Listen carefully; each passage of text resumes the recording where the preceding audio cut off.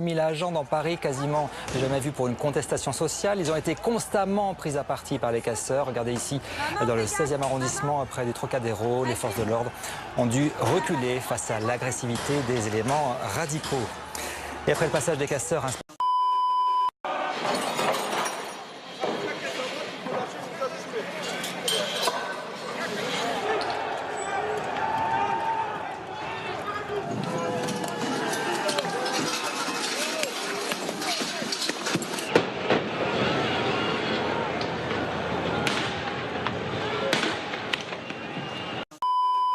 de la préfecture de la Haute-Loire.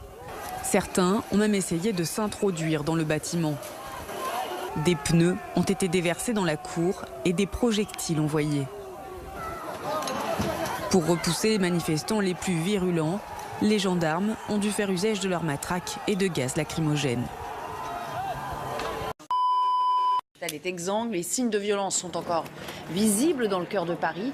Les esprits des riverains et commerçants choqués, 136 000 manifestants ont défilé, se sont réunis dans toute la France ce samedi. À titre de comparaison, ils étaient 282 000 le 17 novembre. À l'arrivée, 412 interpellations, un bilan qui a été affiné par le préfet de police de Paris. Procédures de comparution immédiate qui vont être accélérées. Et puis au cours d'une réunion de crise à la mi-journée, Emmanuel Macron a fait un...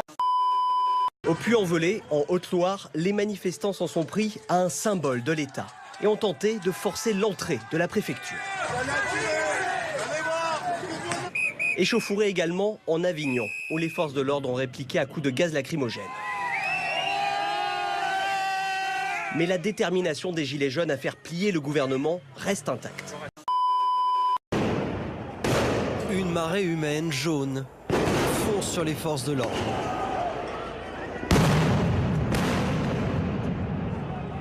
Au pied de l'Arc de Triomphe, les affrontements sont violents. Des gilets jaunes se sont postés autour de la tombe du soldat inconnu, comme pour la protéger.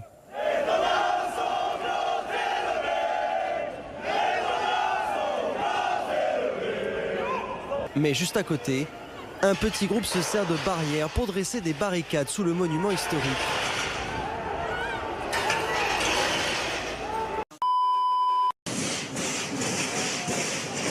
Des casseurs réussissent à pénétrer dans un hôtel particulier.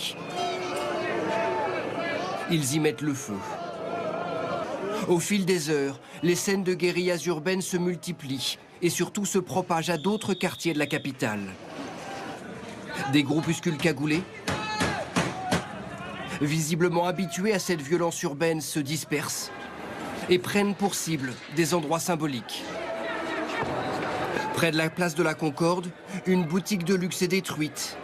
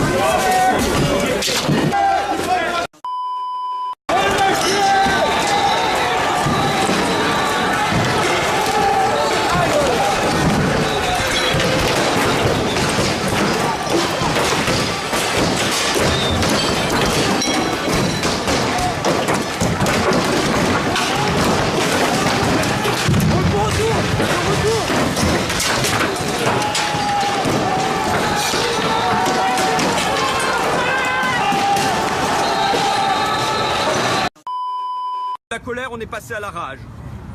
L'orgueil du président de la République, sa surdité, son obstination, son absence de concession sont une machine à haine. Qu'ai-je entendu durant 2 jours?